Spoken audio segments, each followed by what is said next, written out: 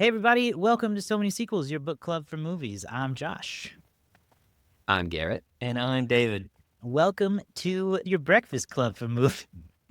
Oh, nice. man. Oh, well, welcome to the If show. only somebody had a pancake. Hey, listen. They never had breakfast. They did not. That we can That wasn't agree. allowed. That we can agree You on. can't eat when you're in detention. It's back to school month here at So Many Mhm. Sequels. We'll be talking about back to school themed movies, or really just school themed movies this month. Mhm. We started out with School of Rock, and today we're going to talk about The Breakfast Club. Be sure you subscribe if you haven't done that yet to YouTube, Spotify, wherever you get podcasts. We're on all those places. So go join us there, subscribe so you can get every new episode when they come out, and rate the show too. That helps. That's always fun to do. Give it a little 5-star rating, or give us 4 stars so we have something to work toward. I don't. Either way is fine. Happy with me. All right. Let's get into the gear here of The Breakfast Club. This is a classic movie. I spoilers be damned for The Breakfast Club. I mean, come on. So Sure. we'll just put that out right now. Right. So 5 high school students from different cliques spend a Saturday in detention together at Shermer High School. At first, they clash and fall into their stereotypes: the princess, the athlete, the brain, the basket case, and the criminal. As the day unfolds, their defenses break down and they reveal the pressures, fears, and struggles they face at home and in school. Before we talk about what we thought about the movie, David, how did this movie do when it came out in 1980? What? 5? Yeah. 1985, and it debuted President's Day weekend, February 15th, 1985, to $5.1 million, to be exact, in about 1,000 theaters. It was the number 3 movie that weekend. Number 1 movie was Beverly Hills Cop. Number 2 was Witness. As Breakfast Club at number 3, as I had mentioned, and then The Killing Fields at number 4, and at number 5, Vision Quest. The Breakfast Club had a pretty solid run, though. It had about 6 straight weeks in the top 10. It would go on to make $45.8 million in the United States. Adjusted for inflation, that would be a pretty good haul of about $146 million in today's money. Not just kind of more about inflation there than really anything. But, Keep budget. in mind inflation because I want to bring it up later. Oh, yeah, that's true. There I was an got that interesting element to same that. note. Yeah, I had a feeling you guys would both notice that as well. The Breakfast Club was a pretty successful movie for director John Hughes and the cast, and would go on to be the number 16 movie of 1985. The number 1 movie in 1985 was Back to the Future. Number 2 is Rambo: First Blood Part 2. Rocky at number 3, The Color Purple, and Out of Africa at 4 and 5. It's only our 4th film that we've reviewed for this podcast from 1985. Previous movies include Back to the Future, The Goonies, and Clue. So joining Good decent choices, company though. there. Look at us. That is your box office wrap-up for The Breakfast Club. But, I can dig up anything else if we have questions along the way. Did anybody watch this recently? Probably most recent was in the 2010s at some point. Yeah, probably. So not around there really. somewhere too. None of us had seen No. it recently. Okay. Yeah. So to start off with my expectations, my main question I was really asking myself was how much of this will hold up and how much of it won't, and how much of it will be like, this is just not how teenagers are anymore, so I don't know if this works. Mhm. I had a lot of those questions going in. Some of them were answered.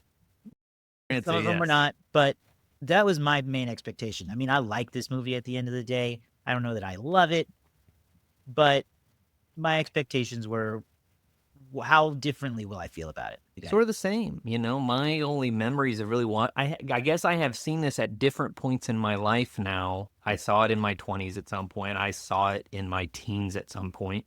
So I have seen it at different stages, and I guess it does I guess I was wondering, how will I view this movie at 35 versus how I viewed it at 15 versus how I viewed it at 20-something. So my expectations were a little bit uncertain because I remember a lot about it, but some of the minutia gets scrubbed out over 10 years. So there was a little bit of uncertainty in my expectations. However, I do remember enjoying it in the past. So how would that change? I, on the other hand, had minimal concerns. I figured it was going to be like I mean, this movie's been considered great since 1985. Mhm. It's held up. It's considered a classic when you think of like Brat Pack or, teen movies. This is always up there. For back to school, this was way up there. Like, you got to do a John Hughes movie and you got to do The Breakfast Club. Like, those two make sense for these two. And I had seen this much like you, David, at different stages in my life. The first time I saw it, man, I connected with it so much. I bought it on, I probably still have it over there. Probably saw it in my 20s, still really identified with it. And so I was looking forward to it based on the clout that it had.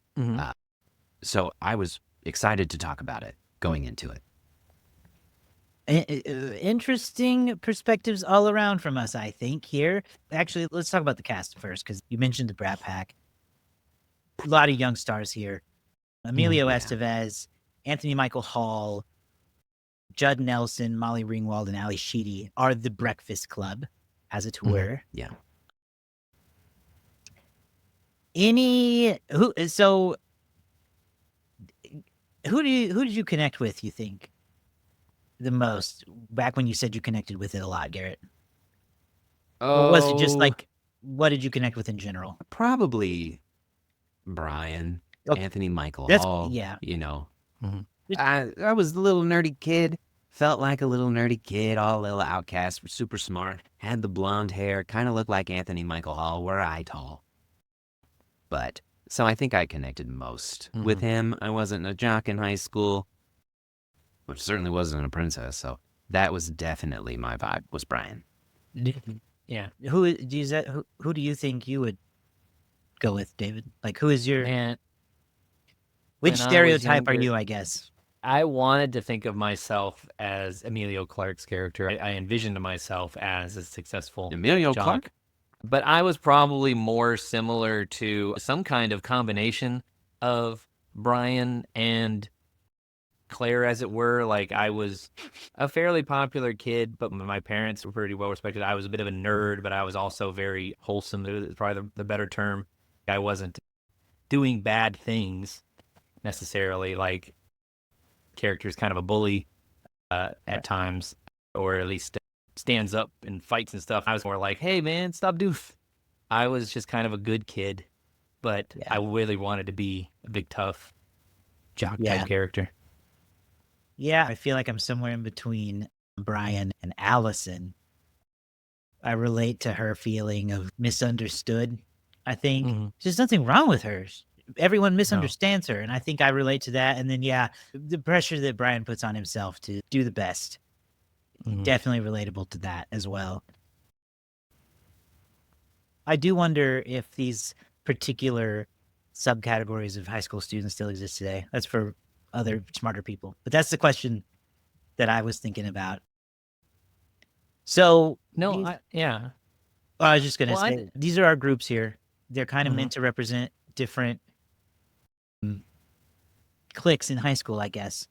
And they're brought together in detention and asked to write an essay about who they think they are. That's our... There's a real thought experiment going on there that I would have really... I don't know. I think it could be interesting to see it done.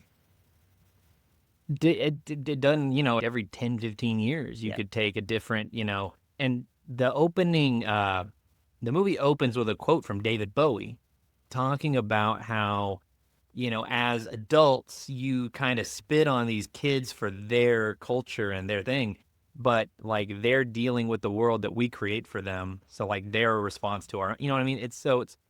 I think you could reanalyze this movie in different ways, and obviously they won't do that because like if you remake The Breakfast Club, people will just complain about it. But, I think that it reminds me a lot, Josh and Garrett, we talk about this every now and then. We'll watch a movie that has this feeling. It feels like a stage play in a lot of ways because it's mostly one setting. It's really driven by these characters just interacting with each other, right? It's all about them playing back and forth. There are moments where the characters seem to be coming back together, and then one of them is like, nah, I'm going to be a dick again for no reason. You're right, it's teens. And so I think that there's a lot that you could explore. And, if you were to take a bunch of teenagers today with all the technology and stuff we have today, and force them to talk to each other. I don't know what that looks like. I think that would be an interesting thing to see somebody who is attuned to that right from that perspective. Going back to 1985, it was a different world in many ways. The expectations, the pop culture of the day, the way that the music and, the influences that kids had back then was very different. So it's interesting to go back and watch it now from a 2025 perspective. And that's what I kept thinking throughout the whole thing was, you have to put yourself in a different time. For us, it's not that difficult. We lived in a time where we didn't have phones and it's easier to connect to. But how does a younger audience connect with it? And I think that modernizing the Breakfast Club, but don't call it the Breakfast Club, just make an original thing with the same vibe. That's allowed. You can do that. But bringing it up to modern technology, but also, the downside of this cast is that it's very white. There is absolutely no diversity for the most part. And to some extent, all these kids are really privileged. And so all of those things are really difficult to kind of see. I would much rather see how it stands up with a modern take. For some reason, that really interests me because kids are so used to having their phone. What if they take it away, which they're doing now in schools? I think it could be really interesting. Yeah. As much as I disliked the vice principal in this, the kids were often so unlikable that I also was like, I will also stay with them for detention for the rest of their foreseeable lives. I know why he's so pissed. The interesting thing this time around for me was the two adult characters that we really see in this movie. Paul Gleason, who plays the vice principal, Richard Vernon, and then we have John Capellos, who plays the janitor, Mr. Reed. Those two guys who are kind of interacting with these kids at points of their day and then also interacting with each other. I don't know. I never listened to them as a teenager watching this movie. And obviously they're aggressive and they're brash and they're not really my personality, but I totally hear what they're saying a lot better now. Like the frustration they have. Well, more so the frustration the vice principal has. He's just an old hard ass, and that's fine. No, he is to me the wrong. funniest character in the movie. He's hateable, and that's great. Paul Gleason is amazing, but here's the deal: the character. Bro, stay in the room. Yeah. Why are you not literally- supervised? Yeah. Oh, big angry guy. Okay, let me go to the office. Be good. They're in detention, bro. Yeah. Why would they be good unsupervised? Yeah. Why are you just in your office with these kids in another room on Saturday detention? Yeah. What are you doing? Yeah, You just I'm surprised- expect them I'm to surprised that follow the your VP rules has because to you do give that. them the horns? Like, what the Yeah. heck, man? Come on. Yeah, No. there's a lot. He's a dumbass. There's a lot of weirdness going on there. One, I am surprised it's the vice principal doing it. Two, how incompetent are you for this exact reason? Like, yeah, they regularly escape throughout this movie. From The first time they get out, bro, stay in the room. When the door broke, stay in the room. you just keep saying, "I'm going to give you more detention." Really, where you're not there? Hey, Yeah. Yeah. It's not that big of a threat. but also, You mean you get John Bender out of his abusive household for a Saturday? I get Oh, that no. things were different in the 80s, but my goodness, he should be fired from his job. Not for the incompetence, but for locking a student in a supply closet and for egging him into fighting him. That was my favorite part, really, is Yeah. because I don't know, because like I said, he's the funniest character in the thing because he's like so determined to just be mean to these kids, but like they don't care. Like they Couldn't care less flout about him. his existence. They make him look a fool. Meanwhile, He doesn't. Yeah. he has a great line where we can get into the inflation talk where he says, I make $31,000 a year and I own a home. I'm not that going to much throw has it all changed. away just for some punk kids. And I was like, that's something we're throwing away to you? 31,000? Well, here's the deal. What was it? David, do you have the inflation calculator? Because Hang on. they're in Chicago. $31,000 in 1985 is a lot more money than $31,000 in 2025. And let me tell you what, teachers in Oklahoma, they be making $31,000 right now. Yeah, a lot of them do. And as a vice principal, I don't know what we could look up the average vice principal pay in Chicago or in Illinois today and see what that comes out I don't know, to. but he was as a point of pride it was like that was a big deal, Like, and that might have been. I think Your it pay was has not risen, good money. in line. That'd be about $93,000 a day. So pretty good vice Hello. principal job. Pretty And good. Yeah. $31,000 today is not worth $90,000 today. I'll be lucky if I see that much money in my life. Yeah. Well, he's saying Mason did that. That's his salary a year anyway. So anyway, yeah, and so you got your Judd Nelson as a character. If we want to go character by character, Judd Nelson as John Bender. He's a rebel. He also kind of sucks. He was like, he's a rebel without a cause. He's very unlikable from my perspective. Unlikable. Oh, But yeah, he's also a sexual assault and abuser. Yeah, so I mean, there's an element where I do Isn't that your relate flirting to. room?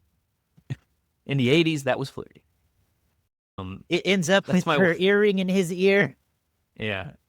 That's my wife's main complaint. Disturbing. Is that Judd Nelson literally just verbally and then also physically assaults Claire for like most of this movie. And at the end, Claire's like, She's Well, like, and yeah. and also the thing that stood out. Listen, I think that we can all agree that this movie didn't necessarily hold up for us as we expected it to. There were a lot of things that were very problematic these days and were at the time just perceived differently. But when Bender has been verbally and physically and sexually abusing Claire this whole time, and each person has their own choice in how they react to things. But the thing that she got most upset about was Brian acting like he had had sex with Claire. And that is the only time that she showed like real offense and upsetness towards anything. But also, Brian, why are you doing that with a girl in the room? That was stupid. Don't do that. I think he was But that's it's the all thing that confused problematic. me is I always thought he was gesturing that like, I don't want to talk about it in front of her, not that he had done anything with her. And it was Bender being a jerk by insinuating it that way. I think that's part of what irks me about the movie in terms of, yeah, there are a lot of aspects that don't hold up in the way that society has changed. But even if you take that out, I'm left feeling like, well, even when they all kind of talk about their darkest secrets or whatever you have it, they all still kind of react shitty to each other about it. Yeah. I'm left at the end feeling like, well, I don't think they did learn who they are. I think they still are full of themselves, which is maybe, they're kids and it was one Saturday detention. I also had that thought. Right. I was like, how long was this really? It was like Few 8 hours? hours is what it was supposed to be. You mean I get to sit in a quiet room for 8 hours on a Saturday? Where do I sign up for that? Yeah. And all I have to do is The write one library. 1,000-word essay. You just need a library card. Yeah. Oh. But yeah, you take all that out and they're still like, they don't react well to their problems. The stuff you guys have just talked about with Claire, the stuff with Brian, and how they laugh at him at first when he talks about he attempts. Yeah. And Emilio kind of laughs at him because it doesn't work. And he says it's a flare gun and they laugh at that. And I'm like, you guys suck. Yeah, no, I don't know that they actually are as close as they feel like they got. I think, though, that those sequences where they are starting to unveil them, they kind of like reveal like why they're there and those types of things. Those are some of the better written scenes of the movie when Andrew Clark sort of detailing what he feels as the pressure from his dad to be him, to like live the same way he did or whatever.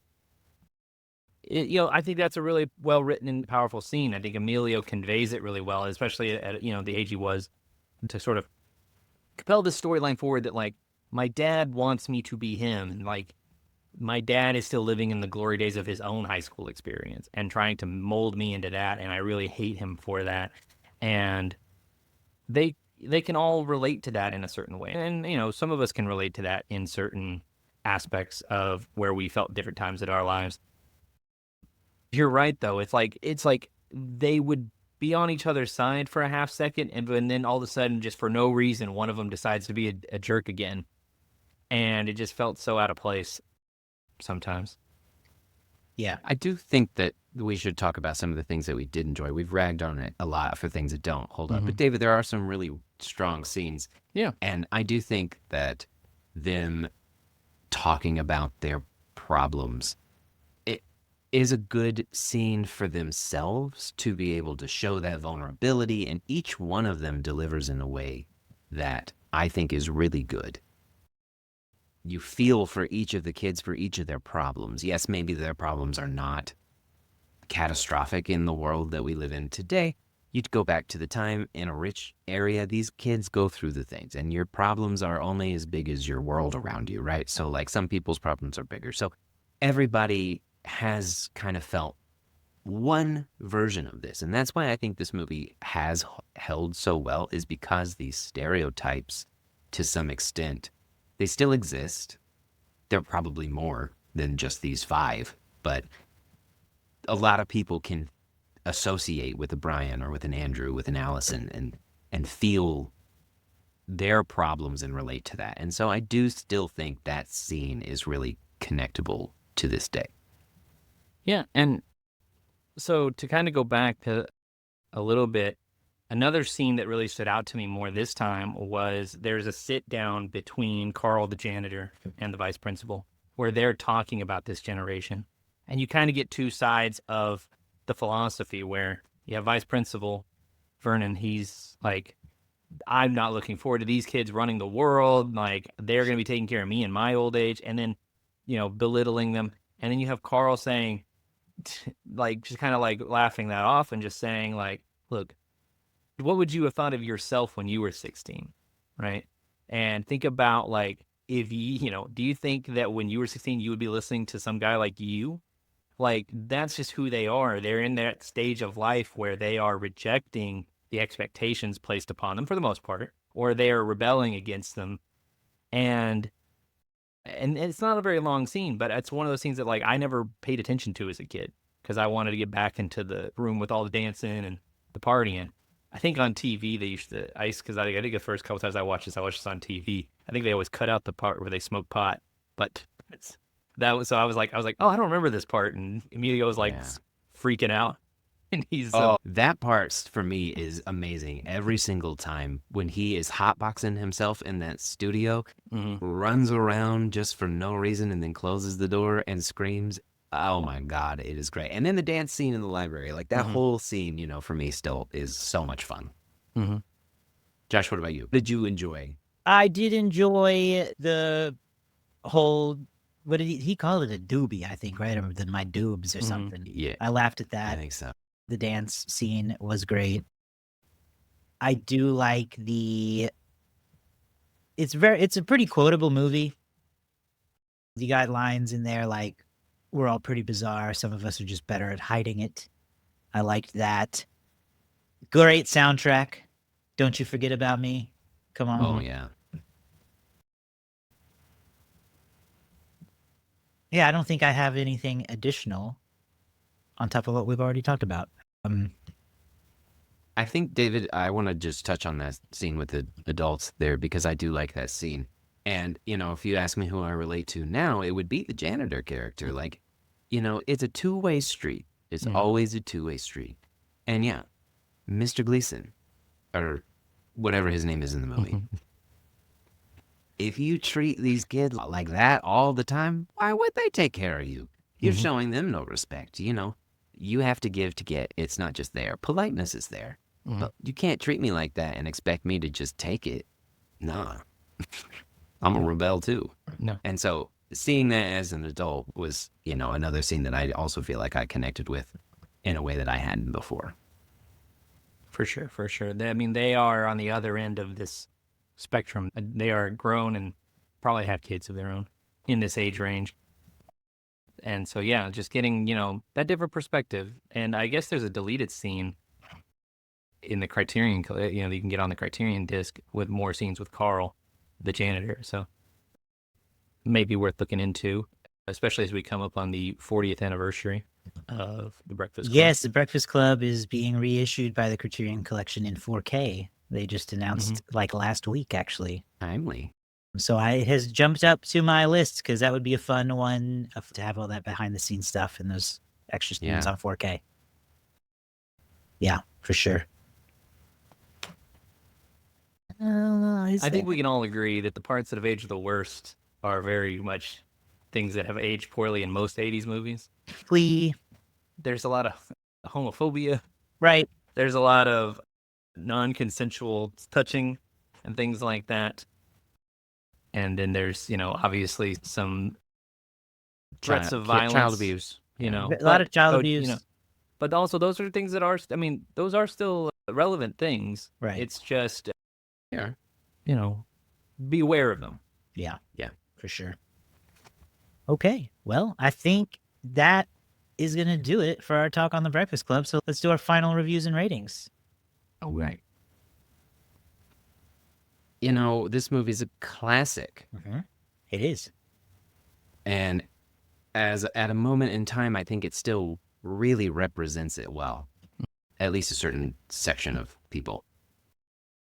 A lot of it doesn't hold up as well, but that's just the way things go sometimes. So I think this movie's still incredibly good, but I think I'm going to give it a 3.5.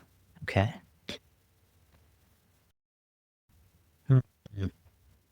I, had a lot that kind of didn't work for me today that really came to the top of my mind while watching it and while recapping it here. But it does still work. Yeah. Something about it still works. Now I'm distracted. I'll restart my thing. He can just rejoin. Yeah. Yeah, there's a lot of it that, obviously didn't work for me as I explained in the show. It doesn't ruin what is a classic coming of age high school movie. It is still pretty highly rewatchable. It is still, at the end of the day, this group of variously misunderstood people who have been stereotyped by their authority figures, their teachers, their vice principal in this case, and Their friends. Yeah. their friends, and they've been asked to write about who they are when in fact they learn that it's you, vice principal Vernon, who don't know who we are, basically. So that through line coming through still makes it really good for me too. I am going to give it 3 stars. Oh, wow. Okay. I had previously given this 4 stars on Letterboxd, but I think I'm going to settle into 3.5 because, I think it's solid. I think that it's well written at times. It is also very, I don't know, sometimes it just feels like there needed to be a little bit more action, I guess. Just a few more things going on to maybe kind of spur things along. But yeah, it's considered a classic, and I respect that for many people, this is like a hallmark, coming of age, whatever you want to call it, movie in their time. And it also does feature some really fun performances. It's very different at 33 or 35. That's all I'll say. So, I forgot how old I was for a second. But anyway, I'm going to give it 3.5. Enjoyed it for the most part. Okay, just pretty solid across the board from us. It's probably just like between 3.5 there. Here's my only other take. Modernize this. I'm curious. I am curious too. Well, Josh, we were in a production of The Odd Couple, and there's like a modernized version of The Odd Couple Uh-huh. that we had read about with like phones and stuff. Uh-huh. So I don't know. I want someone to try it. It could be good. Just don't call it The Breakfast Club. But No, same name idea. it something different. Okay. Let's talk about Letterboxd reviews here. I'm going to read off some of the most popular ones while we think up a guess. 4 stars. Brian deserved better. 2.5 stars. They didn't even eat breakfast. 1 star. A bunch of kids in detention come together and bond over the fact that despite being different, they are all terrible. 5 stars. This rewatch was frustrating and somewhat infuriating, not because the film disappointed. It's because in over 30 years, the problems kids face because of self-centered adults has not changed in the slightest. 4 stars, me and my Magnified, me really. and my 5 personalities at 3 a.m. And then finally, 4.5 stars. Where the fuck is the breakfast? For sure. I know. It had to be there in the morning. We ranged for all over the breakfast. place there from a 1 star to a 5 star and everything in between. Yeah. The Letterboxd community is full of a lot of young folks. It's still so me. there'll be differing opinions. Me guessing first right now. Yes, you were the lead up. Well, I think it's probably going to land somewhere in the vicinity that we landed in, but I think it's going to be a little north still. And I'm going to guess 3.6. Okay. Garrett? I still think it's going to be higher. I think film people are going to like it. I'm going to say that it's a 3.9. And then I'm going to wonder if the younger Letterboxd community will drag this down. So I'll say a 3.4. 3.4 from David. I got a and range. That doesn't 3.6 happen. from me, and a 3.9 from Garrett. Let's see who's going to take home a point this week, or maybe 2. No direct hit this week, but we do have someone off by just 0.1, and it's Garrett. This movie's a 3.8. He's on a roll. 3.8. You were right to guess upward. I was like, this one could be a 4 even. I was like, I feel like it's got the possibility. A lot of people here have given it 4s. Yeah. 500,000 people have given it a 4. How many people got it in their top 4? 31,000. That's a good number of people. Yeah. I'll say this, Garrett. You've won 6 of the last 8. You're on a Look at you're on a that. tear. I am on a hot streak. I'll take it. All right. Yeah, that's going to do it for us on the show this week. We'll be back next week with more back to school goodness. Let us know what your favorite back to school or school themed movie is. Get on our social media, our Instagram, our Threads, or TikTok, whatever. And let us know. YouTube in the comments, YouTube yo. in the comments. Spotify in the comments, yo. They both have comments. I don't know. Do it. If there's a comment. Yeah, if there's a comment box wherever you're enjoying this, comment in it and tell us what your favorite school movie is. Maybe we'll do it. We got a couple more weeks of this left, I think. So stay tuned, subscribe, YouTube, Spotify, wherever you get podcasts. SoManySequels.com has all of that. All right, we're out of here. Bye.